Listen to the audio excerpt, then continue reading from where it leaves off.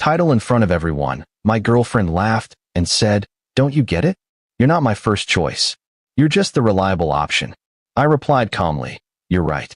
I stood up, walked past them, got into my car, and didn't look back even once. She thought she had won. That evening, her friend suddenly messaged me. "Do you know what happened there after you left?" I asked what.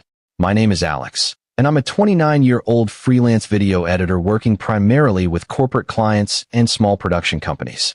It's not glamorous, but it pays well enough that I own my condo outright in a decent neighborhood and drive a car that doesn't embarrass me.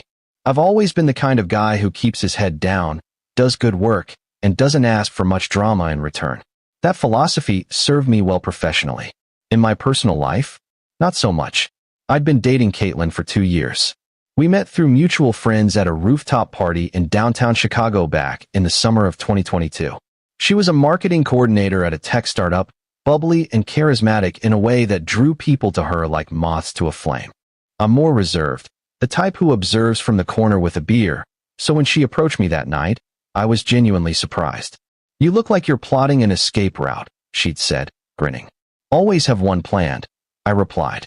She laughed, and that was it. We started dating a week later. For the first year, things were good. Great, even. She'd come over after work, we'd cook dinner together, watch movies, talk about our days.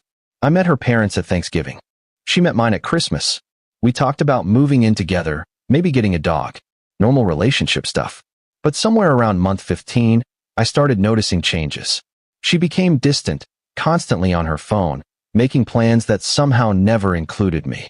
When I'd ask about it, she'd wave me off with just work stuff or catching up with friends.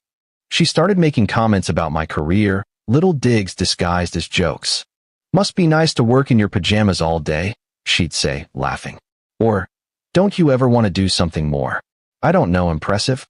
I'm not the jealous type, and I'm definitely not insecure about my work, so I let it slide. Big mistake. Update 1: The incident happened on a Saturday afternoon in late November, 3 weeks ago. Caitlin had invited me to lunch with some friends at this trendy bistro in Lincoln Park, the kind of place where a salad costs $18 and they serve water in mason jars. I should have known something was off when she was vague about who would be there, but I figured it was just casual. When I arrived at 12:30, I immediately understood. Seated at the table were Caitlin, her best friend Harper, and 2 guys I'd never met before. One was this tall, athletic type with perfectly styled hair and an expensive watch. Later learned his name was Brandon. The other was quieter, wearing thick-rimmed glasses and a blazer, Colin. "Alex, you made it," Caitlin said, her voice unnaturally bright. Something in her tone felt performative, like she was acting for an audience. I sat down in the empty chair next to her. The vibe was weird from the start. Harper kept exchanging glances with Caitlin, and Brandon was doing most of the talking, going on about his job as an investment analyst, his recent trip to Monaco, his new Audi. Classic peacocking. The guy couldn't go 3 sentences without mentioning money or status. So I told my boss, if they want me managing that portfolio, they need to make it worth my while, Brandon said, leaning back in his chair. "I don't work for peanuts." Colin nodded politely. Harper looked uncomfortable. Caitlin was hanging on Brandon's every word. I ordered a burger and tried to engage in conversation, but it felt like I was invisible. Colin asked me what I did, and when I said video editing, he nodded politely before turning back to Brandon's story about some yacht party in Miami. The waiter brought our drinks. I sipped my water and checked my phone, half wondering why Caitlin had even invited me. Then Brandon turned to Caitlin. "So when are you finally going to ditch this small-time gig and come work for a real company?" he said, smirking. "With your skills, you could be pulling 6 figures easy." Caitlin laughed. "Soon, hopefully. Just waiting for the right opportunity." "You've always had options," Brandon continued, his eyes flicking to me briefly. "You've just got to be willing to take risks instead of playing it safe." The air changed. I could feel it. Harper looked like she wanted to crawl under the table. Colin was suddenly very interested in his water glass. Caitlin tilted her head, and that's when she said it. "You know what? You're absolutely right, Brandon." She turned to me, her expression somewhere between pity and amusement. "Alex, don't you get it? You're not my first choice. You're just the reliable option." The table went silent. I could hear the clinking of silverware from the table next to us, some couple laughing at a private joke. Harper's eyes went wide. Colin coughed into his napkin. Brandon looked like he'd just won the lottery, a satisfied smirk spreading across his face. I sat there for maybe 3 seconds, processing. My heart was pounding, but my face stayed calm. I thought about all the responses I could give. I could argue. I could make a scene. I could ask her what the hell was wrong with her. Instead, I said, "You're right." I stood up, pulled 2 20s from my wallet and dropped them on the table for my uneaten burger and walked out. I didn't look at any of them. I heard Caitlin call my name once. "Alex, wait." But I kept walking, got in my car, started the engine, and drove home. I didn't cry. I didn't punch the steering wheel. I didn't even turn on the radio. I just drove, my mind completely blank, operating on autopilot. 20 minutes later, I was sitting in my living room, staring at the wall, trying to figure out what the hell had just happened. Update 2: I spent the rest of Saturday in a fog. I called my brother around 3 p.m. "She said what?" he asked, his voice rising. "Exactly what I told you." "In front of people?" "Yep." "Jesus Christ, Alex. What did you do?" "I left." "Good. That's good. Are you okay?" "I don't know yet." We talked for about 20 minutes. He offered to drive down from Milwaukee, but I told him I was fine. I wasn't, but I needed to process this alone. That evening around 7 p.m., I got a text from Harper. "Harper, do you know what happened there after you left?" I stared at the message for a minute before responding. "Me what?" "Harper, can I call you?" "Me, sure." My phone rang 10 seconds later. "Alex, I'm so sorry," Harper said immediately. Her voice was shaking. I had no idea she was going to say that. None of us did. I swear if I had known. "It's fine," I said flatly. "What happened after I left?" Harper took a deep breath. "Okay, so the second you walked out, Brandon started laughing. Like full-on laughing. He said something like, 'Damn, that was cold,' and Caitlin just sat there looking shocked. I think she expected you to argue or beg or something. Like she wanted a big dramatic scene. Of course she did. Then Colin, who I guess has more backbone than I thought, looked at Caitlin and said, 'That was genuinely one of the cruelest things I've ever seen someone do.' Caitlin tried to play it off like it was a joke, that she was just messing around, but I told her it wasn't funny. At all. And Brandon kept encouraging her, saying she dodged a bullet, and that she deserved someone more ambitious. That you were holding her back. That's when I got up and left too. I told her I wanted no part of whatever the hell that was. I texted Colin later, and he said he left about 5 minutes after me. He told me Caitlin and Brandon stayed and ordered more drinks. I rubbed my temples. So she's with him now. I don't know. Maybe. Alex, there's something else you should know. My stomach dropped. What? Caitlin's been talking to Brandon for months. Like, months. I found out from another friend, Jenna, who saw them together at a bar in August. Jenna didn't think much of it at the time, thought maybe they were just friends. But after today, I asked Caitlin about it last month, and she told me she was keeping her options open in case things with you didn't work out. Those were her exact words. I felt something crack inside my chest. August. That was 4 months ago, right when she started acting distant. Right when the little comments started. Thanks for telling me, I said quietly. Alex, I'm really sorry. You didn't deserve that. You've always been good to her. Too good, honestly. No, I didn't deserve it. But now I know. If you need anything, I'll let you know. Thanks, Harper. We hung up shortly after. I sat on my couch in the dark for hours, not moving, just thinking. I'd wasted 2 years on someone who saw me as a backup plan. A safety net. The reliable option. The guy she settled for while she waited for something better to come along. Update 3: the next morning, Sunday, I woke up to 17 missed calls from Caitlin and a flood of texts that had come in throughout the night. Caitlin, Alex, I'm so sorry. I didn't mean it like that. Caitlin, can we please talk? Caitlin, I was just trying to be funny. Brandon was being an ass, and I was playing along. Caitlin, please answer me. Caitlin, you're being childish. We need to talk about this like adults. Caitlin, fine. Ignore me then. That last one made me laugh bitterly. Childish. Right. I'm childish for not wanting to talk to the woman who publicly humiliated me at lunch. I didn't respond.